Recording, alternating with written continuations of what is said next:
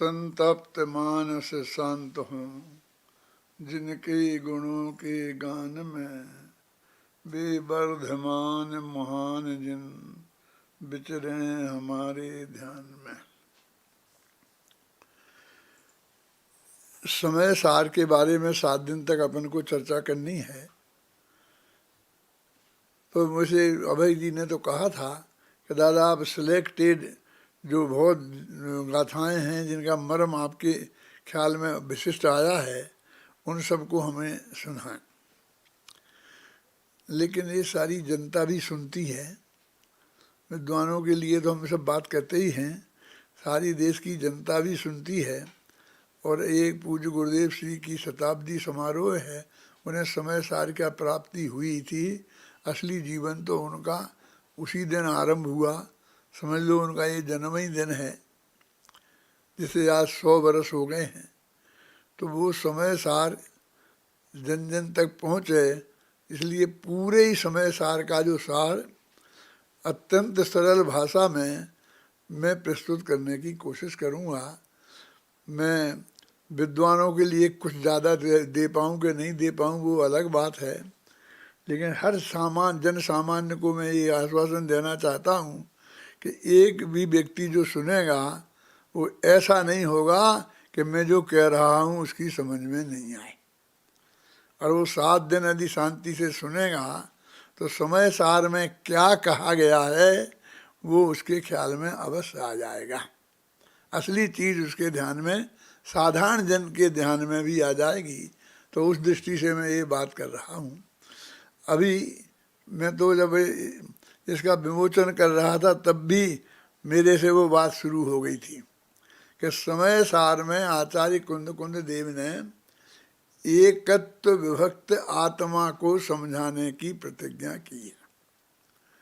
देखो, उनने ये नहीं कहा मैं त्रिकाली ध्रुव आत्मा को समझाऊंगा, ये भी नहीं कहा मैं शुद्ध आत्मा को समझाऊंगा। उनने अपने जिस आत्मा को समझाने की प्रतिज्ञा की है उसका विशेषण दिया है एकत्व विभक्त आत्मा। तो एकत्व विभक्त आत्मा क्या है, मैंने 3-4 छंदों में बांधने की कोशिश की है। मैं अभी थोड़ा पढ़ के आपको सुनाऊंगा। शुरू में ये शुरू के छंद हैं, फिर मैं बाद में ज़्यादा इसको नहीं देखूंगा, लेकिन आपको ये ध्यान दिलाने के लिए कि जिससे वो क्या है, वो है ना हमारा विद्यार्थी जिनेंद्र, तू पढ़ यदि जिनेंद्र तो फिर मैं नहीं पढ़ूँ इन्हें। ये रोला शतक के शुरू के 4 छंद, और अभय जी पढ़ेंगे तो और ही बहुत अच्छा है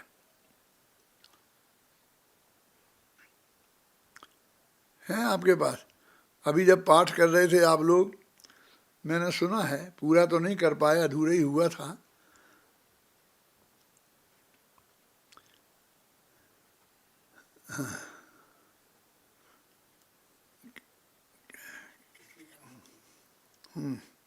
से विभक्तता इसको कहते हैं एकत्व विभक्त आत्मा।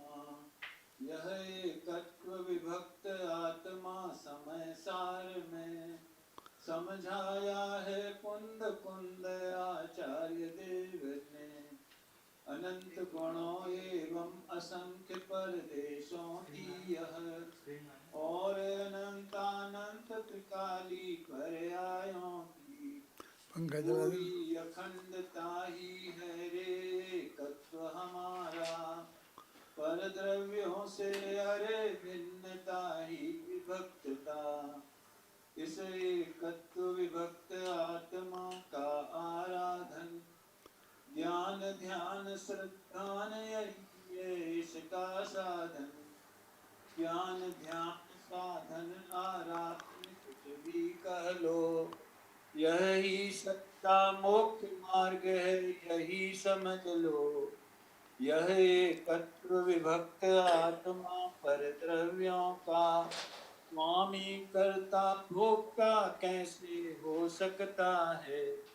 यह असीम आत्म अपने में ही सीमित है, इसीलिए तो सीमंदर कहते हैं इसको। इसीलिए तो सीमंदर कहते हैं इसको। मैं समय सार को सीमंधर कहता हूँ। पूज्य गुरुदेव श्री को सीमंदर परमात्मा की दिव्य ध्वनि से ये समय सार सुनने को मिला था, समय सार की विषय वस्तु सुनने को मिली थी और उन्होंने अपनी भाषा में बांधा इसे। तो मैं कहते जो अपनी सीमा में है उसे सीमंदर बोलते हैं। आपका सीमंदर क्यों? मैंने सीमंदर भगवान की पूजन लिखी तो उसमें भी लिखा था अपने में सीमित होकर के भी, और इसमें भी लिखा है असीम आत्म। यद्यपि वे असीम हैं लेकिन सीमा के बाहर नहीं है, इसलिए वो स्वयं सीमंदर हैं। तो इनमें कहा एकत्व विभक्त आत्मा में आपको समझाऊंगा। तो एकत्व की उन्होंने परिभाषा दी, अनंत गुणों एवं असंख्य परदेशों का की यह, ये दूसरा छंद है वीर सागर, दूसरा छंद है।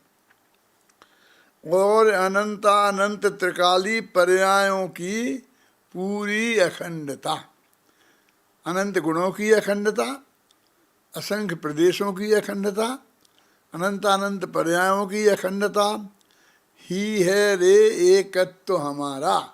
हम एकत्व माने क्या? अनंत गुणों की अखंडता, असंख्य प्रदेशों की अखंडता और अनंतानंत पर्यायों की अखंडता, है ना? ये हमारा एकत्व है और पर पदार्थों से भिन्नता हमारा विभक्तपना है। ऐसे हमारा भगवान आत्मा एकत्व विभक्त आत्मा है। तो दूसरे ही छंद में एकत्व विभक्त आत्मा की अत्यंत सरल भाषा में परिभाषा मैंने प्रकट की है। ये मैंने सब अपने पाठ के लिए लिखा है। इसमें पूरा समय सार का पाठ हो जाता है और मैं इसे निरंतर सुनता रहता हूँ, करता रहता हूँ। आजकल जो साधन बढ़िया हो गया है, हमारे सौगानी जी ने गा दिया है तो चला देता हूँ। तो खाते वक्त, पीते वक्त, उठते वक्त, चलते वक्त सब मैं सुनता रहता हूँ। तो समय सार का पाठ पूरी तरह होता रहता है। तो वो एकत्व विभक्त भगवान आत्मा हमें समझाना है। एकत्व माने अपने में अखंड और विभक्त माने पर से भिन्न। ऐसा जो भगवान आत्मा है तो इसमें भेद विज्ञान की महिमा गाकर, भेद विज्ञान की प्रमुखता से ही इसमें समय सार में चर्चा है। देखो वो कहते हैं कि सारी दुनिया को दो नयों में बांटना है, इसलिए इस दुनिया का नाम पड़ा है दुनिया, माने दो नए वाली। इस वर्ड को दुनिया क्यों कहते हैं समझ गए ना? संसार जैसे बोलते हैं आप कि दो नयों के में विभक्त है। तो एक में और दो जो भेद विज्ञान करना है वो भेद विज्ञान सब अकेला भेद का विज्ञान नहीं है, बल्कि उसका पूरा नाम स्वपर भेद विज्ञान है कि स्व और पर इन दोनों के बीच में भेद विज्ञान करना है।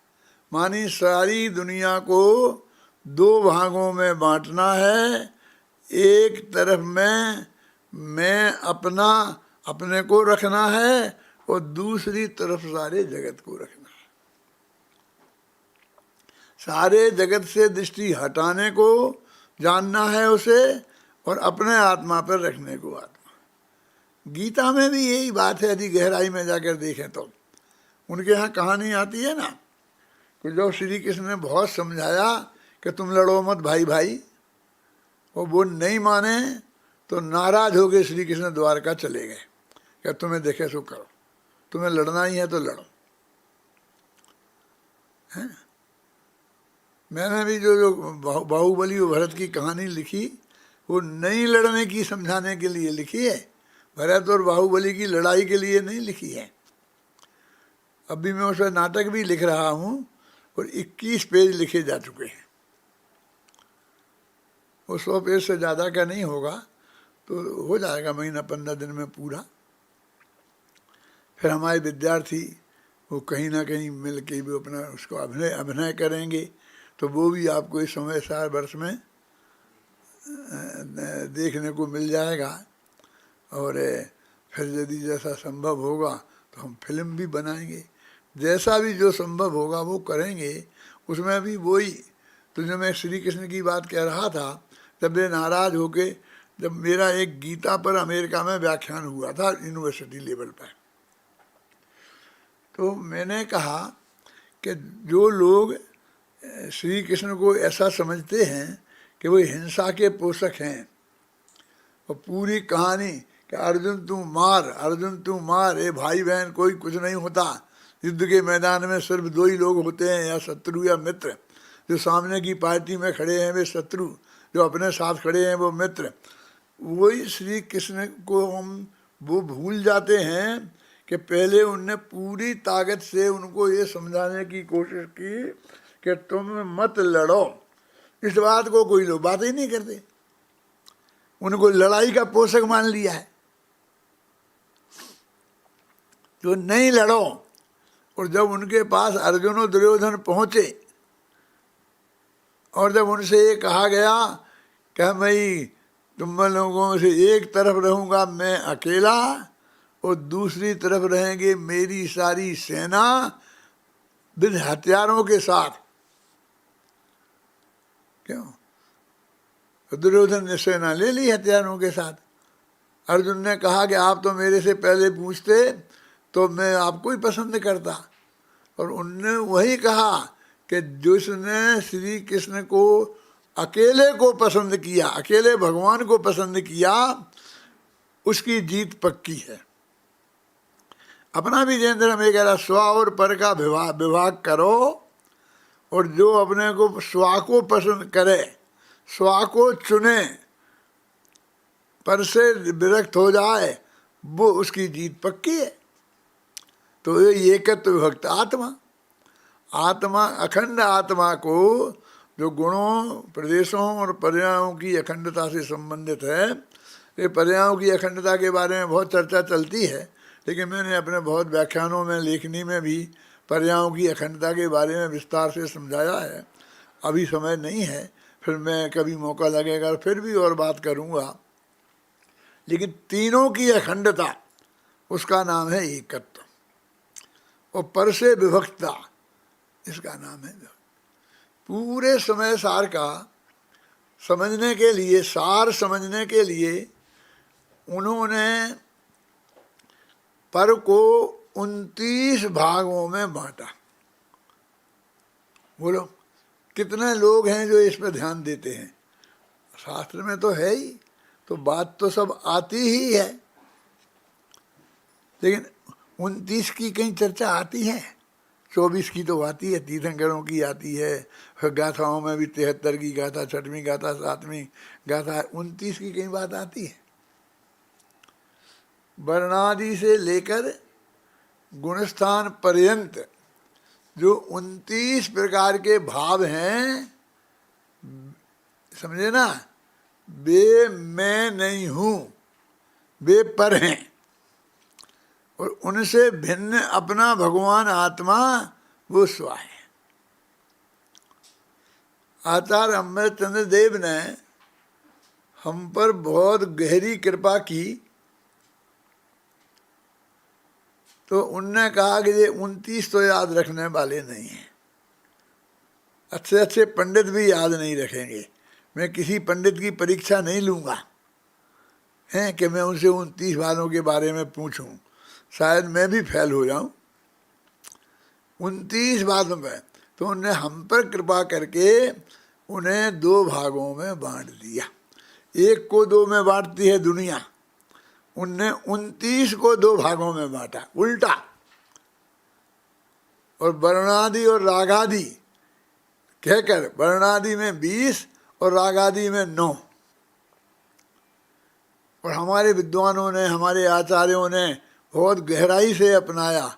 उनने कहा था ना, वर्णाद्यावा राग मोहादयोवा सर्वे भावा भिन्न एवास पुंसा।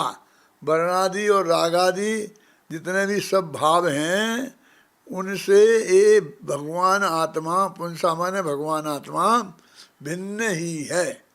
वर्णादि और उसको दौलत राम जी ने कितनी सरल भाषा में, कितनी सुबोध भाषा में, कितनी एक पंक्ति में लोगों के गले में उतार दिया कि वरुणादि अनुराग आदि तें निज भाव को न्यारा किया। आया ना। तो ये समय सार की मूल विषय वस्तु है, पर से भिन्नता और अपने में अभिन्नता।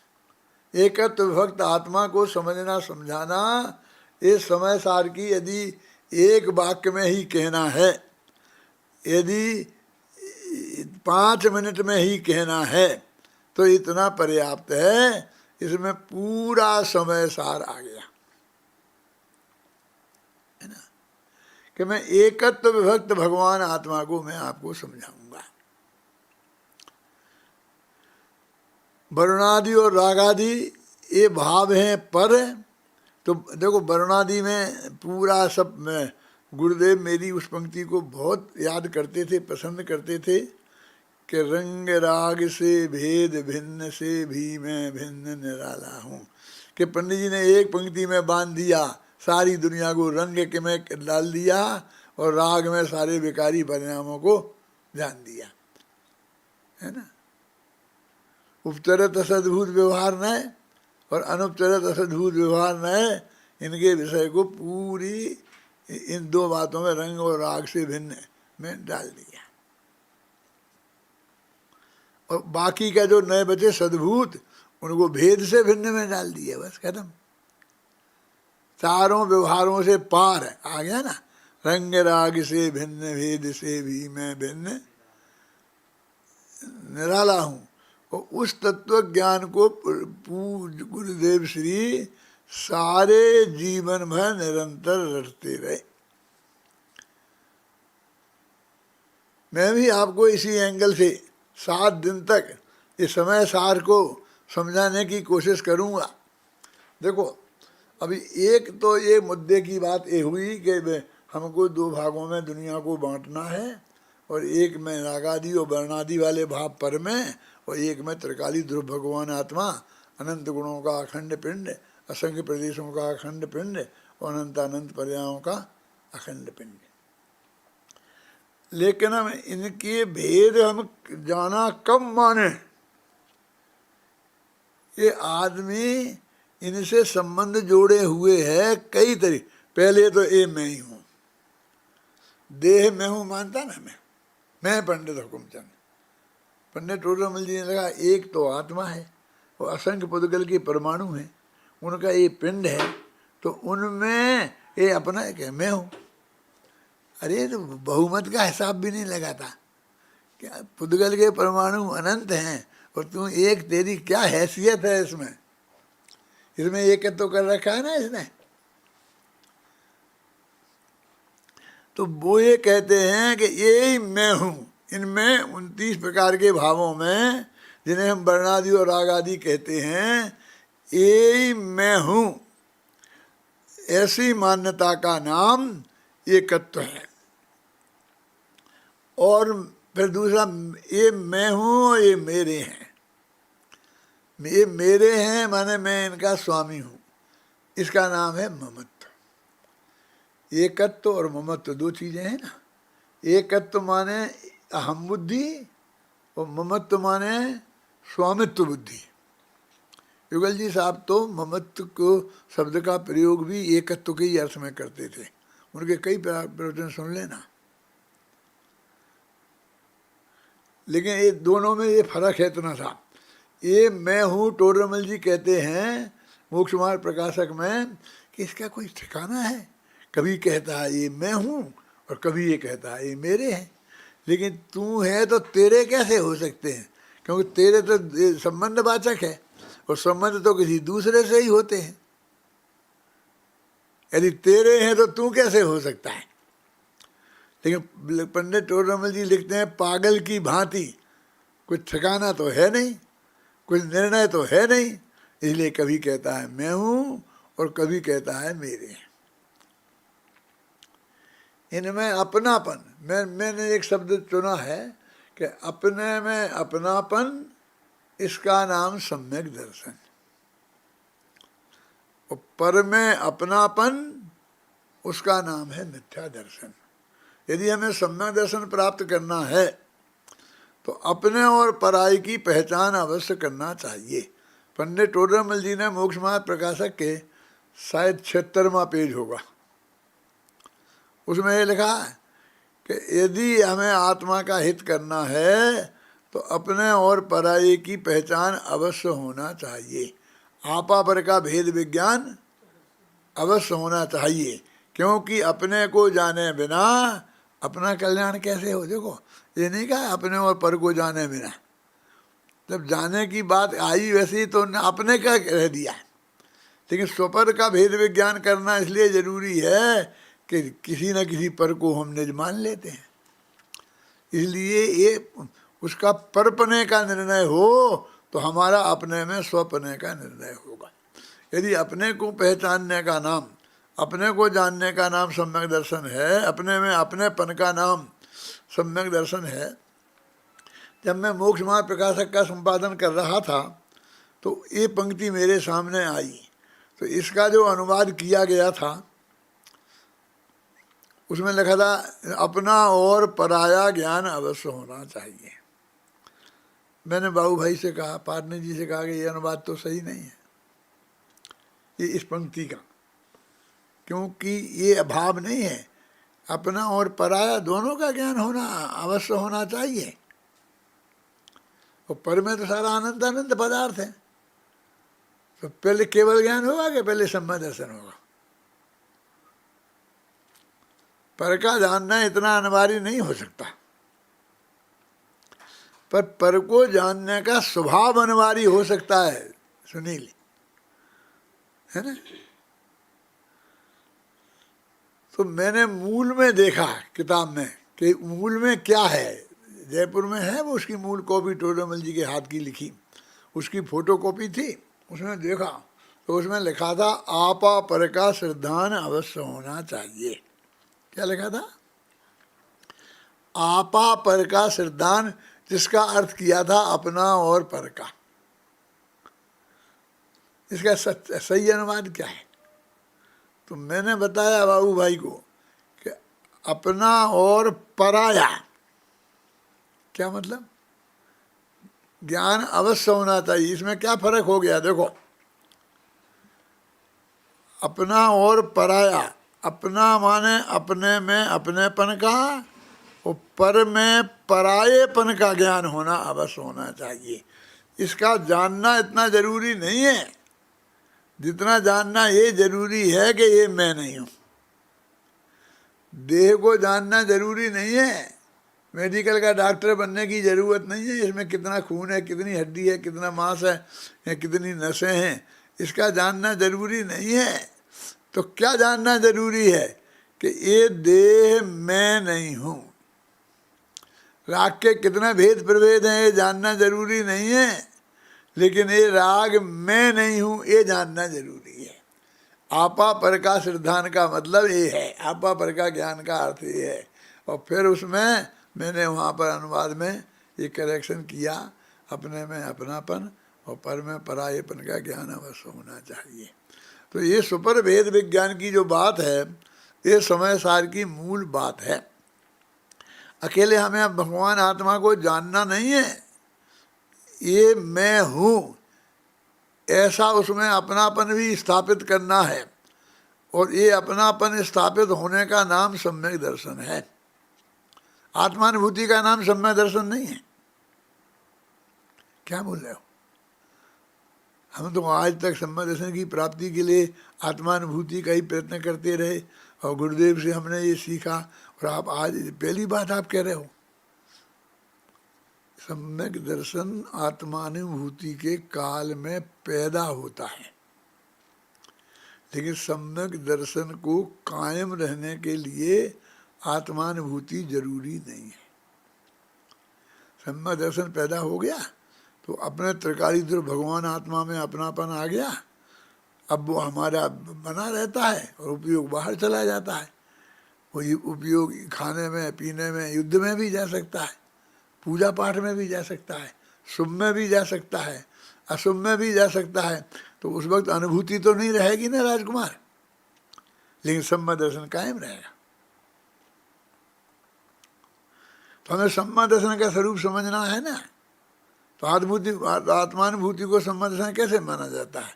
वो सम्मा दर्शन तो श्रद्धा गुण की पर्याय है, आत्मानुभूति तो अनंत गुणों की मिक्सर पर्याय है। उसमें तो सब सुख गुण भी शामिल है, ज्ञान गुण भी शामिल है, चारित्र गुण भी शामिल है, ये सब शामिल है उसमें। तो इसलिए आत्मानुभूति निरर्थक है, हमें नहीं, ये मैं नहीं कह रहा हूँ। जब हमारा सम्यक दर्शन आत्मानुभूति के काल में ही पैदा होता है तो उसे मैं निरर्थक कैसा कह सकता हूँ, लेकिन उसे सम्यक दर्शन तो नहीं माना जा सकता। तो अपने में जो वो अपनापन है, तो अपने में अपनापन स्थापित करने के लिए अपने को पहचानना तो पड़ेगा। फिर मैंने सबसे पहले एक किताब लिखी थी यहाँ पर, बहुत पहले की बात है, जब बालबुद्ध पाठमाला भाग 1 या 2 लिखी थी, शायद तुम लोगों का जन्म भी नहीं हुआ होगा। उसका नाम था क्या? अपने को पहचानिए। देखी किताब वो? नहीं देखी होगी किसी ने। अपने को पहचानिए नाम से मैंने एक किताब लिखी थी, गुरुदेव के सामने पढ़ी थी, सुनाई थी, समझाई थी। फिर बाद में उस किताब के में कुछ और लेख जोड़कर उस किताब का नाम मैं कौन हूँ रख दिया, इसलिए वो अपना को पहचानिए किताब गायब हो गई। और जो आप मैं कौन हूँ किताब पढ़ते हैं ना, उसमें शुरू के जो 5 लेख हैं वो अपने की पहचानिए वाली किताब के हैं, और बाद में वो जो लेख जुड़ गए हैं वो उसमें है। तो अपने को पहचानना, अब समय सार कहता है कि अपने को पहचानने के लिए अपना स्वरूप तो समझना पड़ेगा ना। फिर किस में अपनापन? कि आत्मा में। तो आत्मा शब्द का क्या अर्थ है, ये बहुत जरूरी है। समय सार का यदि कोई मूल विषय वस्तु है तो उस भगवान आत्मा का स्वरूप समझाना है कि जिस आत्मा में अपनेपन का नाम सम्यक दर्शन है ना। जब तक वो हमें सम्यक दर्शन प्राप्ति होने के पहले करना होगा वो काम, वो देशना लब्धि का काम है। सम्यक दर्शन की प्राप्ति, आत्मानुभूति की प्राप्ति कर्ण लब्धि में होती है, समझे ना। लेकिन देशना लब्धि में, देशना लब्धि माने समझते हो, अनंत भगवान की दिव्य ध्वनि अथवा उस दिव्य ध्वनि के अनुसार लिखी गई हुई जनवाणी, और अथवा कोई गुरु जो उस दिव्य ध्वनि के अनुसार अथवा उस जनवाणी के अनुसार अपना स्वरूप हमें समझाए। 3 है ना। इसलिए देवसास गुरु इन 3 की महिमा बहुत है। ये मैंने दोहा शतक में विस्तार से बात स्पष्ट की है। देखो एक बात समझ लो बहुत गारंटी से, यद्यपि निमित्त का हमारे यहाँ बहुत मजबूती से निषेध किया गया है, उसके कर्तृत्व का, व्यवहार का पूरी मजबूती से निषेध किया गया है, लेकिन एक व्यवहार अनिवार्य है सम्यक दर्शन होने के पहले, और उसका नाम है देशना लब्धि। कि नहीं साहब निसर्गज भी तो सम्यक दर्शन होता है, तो निसर्गज काहे का नाम है? बिना उपदेश के हो वो निसर्गज, और जो उपदेश से हो वो अधिगमज राजकुमार। ये नहीं है परिभाषा कि उपदेश से तत्काल हो वो निसर्गज, और उपदेश कभी मिला और कालांतर में हो उसका नाम अधिगमज। क्या मतलब? कि पहले हमने उपदेश सुना,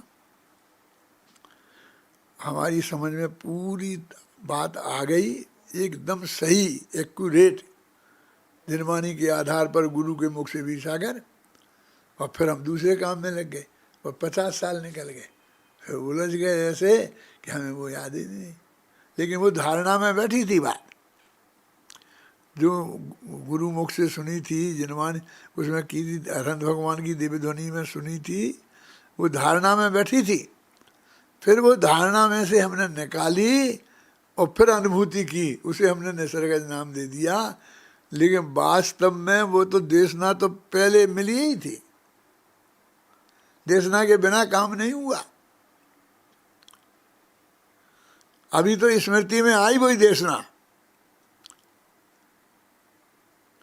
अब वो यदि इसी भव की हो तो उसे हम साधारण स्मृति कहेंगे, और अगले भव की हो तो जात स्मरण कह देंगे। बस इतना ही फर्क है। फिर समझना, जात स्मरण और हमारी वो साधारण स्मृति में बहुत ज़्यादा फर्क नहीं है बड़ा।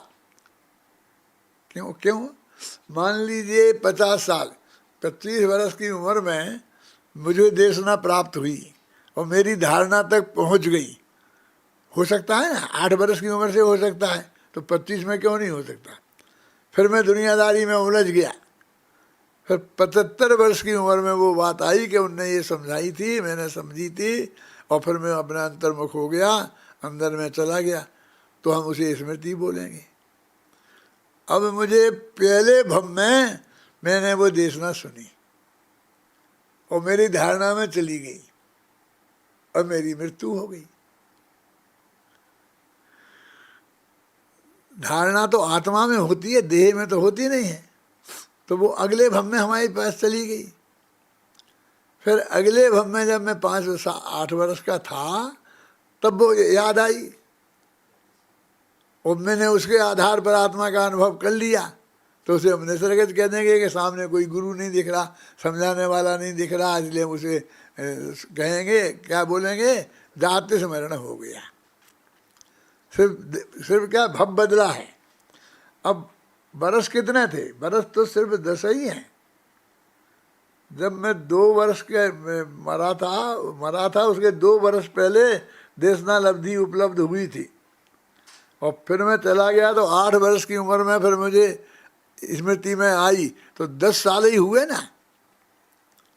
जाते स्मरण हुआ तो 10 साल ही हैं, और इसी भव में 50 साल हो सकते हैं। समझना मैं क्या कहना चाहता हूँ।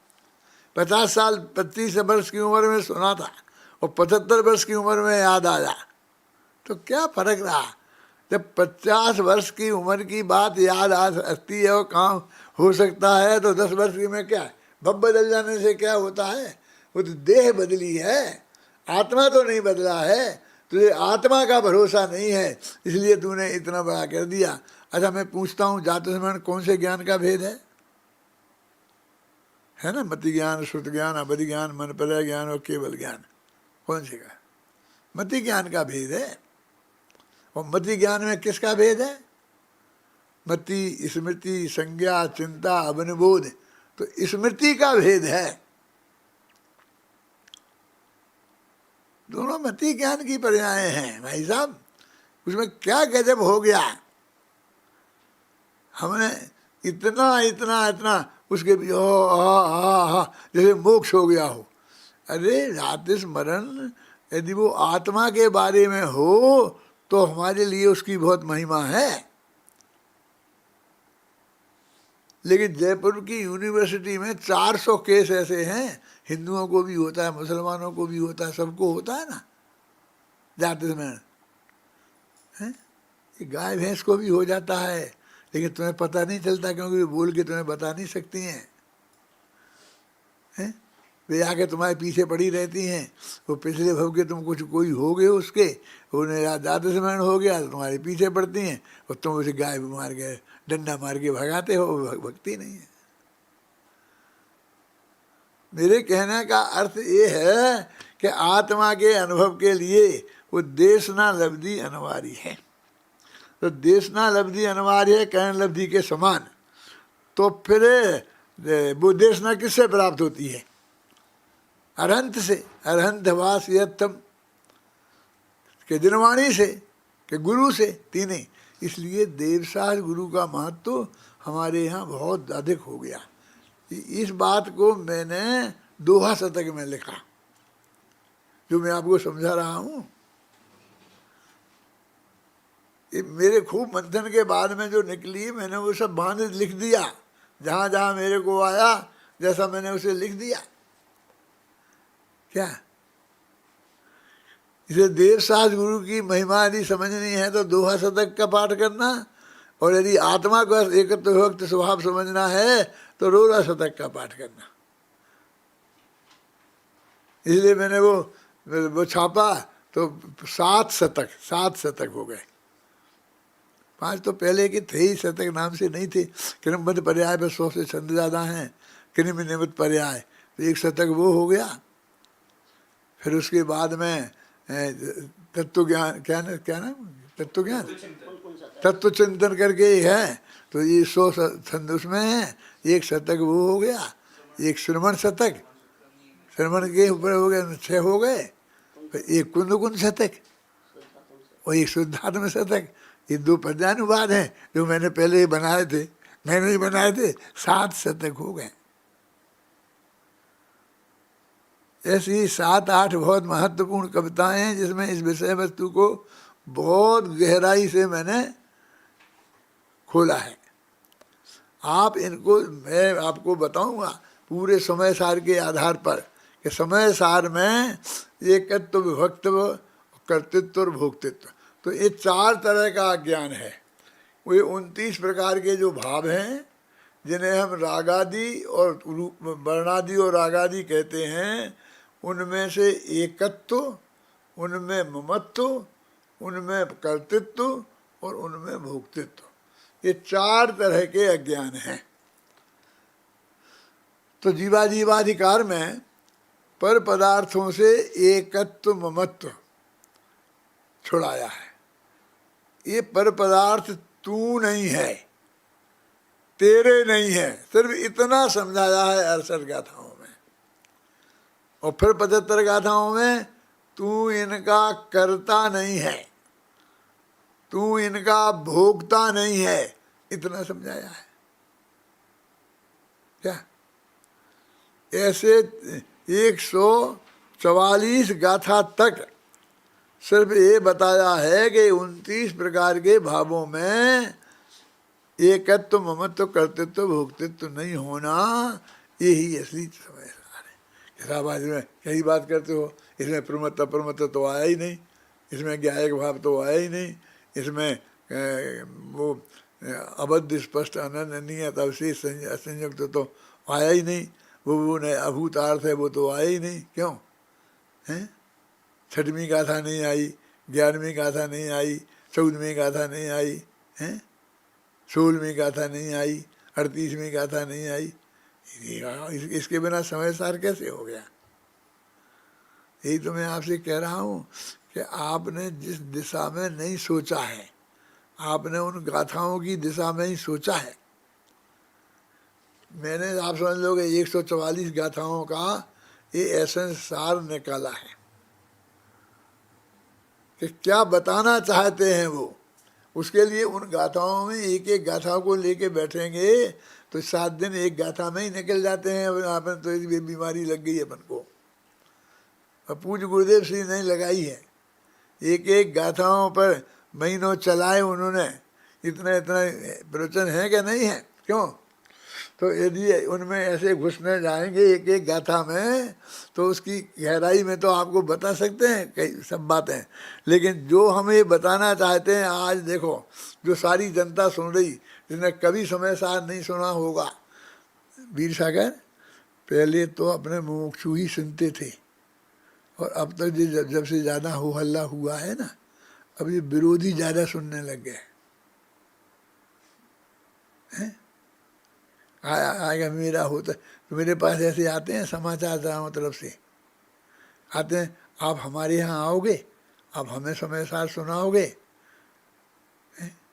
मैंने कहा भैया अब तो इससे आने लायक कहीं रहे ही नहीं, अब तो ये तुम्हारा कोरोना ने ऐसा कर दिया है, और हम भी 86 वर्ष के हो गए हैं, लेकिन अभी आप अपने घर में बैठ के सुन सकते हो। अभी जितने लोग मुमुक्षु सुन रहे होंगे मुझे, उतने से ज़्यादा गैर मुमुक्षु कट्टर मुनि भगत मुझे सुन रहे हैं। वीर सागर, इसके लिए बहुत ज़रूरी है कि लोगों में जो ज़बरदस्ती का राग द्वेष भाव है वो शांत हो। उसकी पहल हमें अपनी तरफ से करनी पड़ेगी। हम अपना बीतराग भाव अंदर में परिणमित हो, हमारी वाणी में वो बीतराग भाव आए, कहीं से राग द्वेष नहीं चमके किसी से, तो सब लोग सहज भाव से अपने इस तत्व ज्ञान की बात को सुन सकते हैं। उन तक पहुंचाने के लिए देखो भगवान पूर्ण वीतरागी हुए ना, हैं? तब उनकी बात सारी जगत ने सुनी ना, गाय भैंस और कुत्ते बिल्ली ने भी सुनी कि नहीं सुनी, हैं? जो हमारे तीर्थंकर परमात्मा थे, जिसमें पशु पक्षी भी सुनने आते थे, जातिगत बैर विरोध भूल कर, और आज हमारी बात, हम अपनी तत्व चर्चा हम हमारे एक ग्रुप विशेष के बाहर नहीं सुन पाए, हम गुरुदेव के ही दूसरे अनुयायी हैं, वो हमारी नहीं सुने, क्यों हम उनकी नहीं सुने, ये कहाँ का न्याय है? कहीं ना कोई कमी हम में है। हम सहज भाव से अपन वीतराग भाव रूप परिणमित हों, तो मैं जो इन 7 दिन में बोलूँगा बिल्कुल वीतराग भाव से, बिल्कुल साधारण से साधारण लोग की समझ में आ जाए, इस दृष्टि से अपनी बात प्रस्तुत करूँगा। और यही मैंने अपनी इन कविताओं में भी लिखा, इन शतकों में भी लिखा, और यही मैंने विधानों में भी लिखा, अत्यंत सरल भाषा में। समय सार कलश का जो पद्यानुवाद किया वो भी अत्यंत सरल भाषा में है क्या? तो इस तरह से इस तत्व ज्ञान की अपन चर्चा करेंगे। ये जो द्रोणगिरी में चर्चा हो रही है, द्रोणगिरी वालों ने ये प्रयास किया है, और जिसमें हमारे सब विद्यार्थी हैं, हमारे सीनियर मोस्ट सब विद्यार्थी लगे हुए हैं, तो ये मुझे इस बात की बहुत बहुत प्रसन्नता है। हम विरोध की तरफ काहे को ध्यान दें, हम किसकी तरफ क्यों ध्यान दें, क्या ज़रूरत है, हमारी वाणी में ऐसा कोई शब्द क्यों आए कि जिससे एक आदमी को भी हमारी बात गहराई से सुनने का विकल्प न आए, उस विकल्प में बाधा खड़ी हो, बल्कि उसको एक वात्सल्य भाव हो, ऐसी बात हमारे चित्त में आएगी। पूज्य गुरुदेव श्री ने इस तत्व ज्ञान को वात्सल्य भाव की दृष्टि से ही प्रस्तुत किया है, और वो सारे जगत के सामने पहुंचा है। मेरे पास कल वो देवेंद्र आए थे बिजोलिया वाले, तो वो कह रहे थे कि दादा हम ऐसा कर रहे हैं कि पूज्य एक ऐसे 1000 बोल निकाल रहे हैं कि पूज्य गुरुदेव के चित्त में मुनिराजों की कितनी महिमा थी, उसकी हम किताब छापने वाले हैं इसमें, इस वर्ष में, कि उन्होंने कितनी महिमा की, कितनी महिमा की। तो अरे भाई, मैंने कहा उन्होंने कितनी महिमा की, ये और दूसरों को सुनाने और बताने की अपेक्षा हम ही समझ लें कि जिन्होंने उनकी इतनी महिमा की, उनके बारे में हमारे चित्त में कोई असद विकल्प क्यों आए, हम अपनी बात ऐसी क्यों करें? वीर सागर बोलो, ये रास्ता सही नहीं है, यही रास्ता सही है, और हम इस रास्ते पर चलें। अपन 7 दिन में जो भी हमारे व्याख्यान होने हैं, जितने दिन भी, इस बात को, और मैं पूरे विधान में शामिल होऊंगा। लेकिन मैंने बताया ना, जिस तरकीब से मैं 7 बजे से सुनूंगा बराबर, जिसका जो जहाँ बोलता है, जहाँ सुन पाता है, तो मैं तो इसको जो स्पीकर है इसका, तो मैं इसको जहाँ बाथरूम में जाता हूँ तो वहाँ ले जाता हूँ, वहाँ रख लेता हूँ, खाना खाने बैठता हूँ तो खाना खाने की टेबल पर रख लेता हूँ। तो ये मैं सुनता रहता हूँ, देखता रहता हूँ, लेकिन मैं वो खोल नहीं सकता हूँ। खोलने के लिए तो मुझे टोपी लगानी पड़े और ऐसा दब के बैठना पड़े, तो उतना इस उम्र में मेरे से संभव नहीं है। इसलिए बराबर मैं आप लोगों के लिए नहीं, मैं अपने लाभ के लिए, क्योंकि समय सारी तो सुनाते हो आप भी जो बोलोगे समय सारी तो बोलोगे, तो इसलिए मैं तो अपने लाभ के लिए सुनता हूँ, और उसमें आप सब बात का भी मुझे प्राप्त हो जाता है, और इस बात का भी आनंद होता है अजय भाई कि इतनी प्रसन्नता से मेरे विद्यार्थी इसी काम में लग रहे हैं। अब इससे कभी रिटायर्ड नहीं होना है, वो रिटायर्ड होने वाले काम अलग हैं। विशा के जो रिटायर्ड हो गए ना, वो रिटायर्ड वाले काम अलग हैं, और आत्मा के कल्याण का ये महान काम है। इससे कभी बेटा रिटायर्ड मत होना। मरेज छुटको, गुरुदेव बोलते थे कि मरने पे ही छुटका है, और उसके बाद हम इसको नहीं छोड़ेंगे। ऐसी मंगल भावना के साथ मैं अभी की बात समाप्त करता हूँ, बाकी बात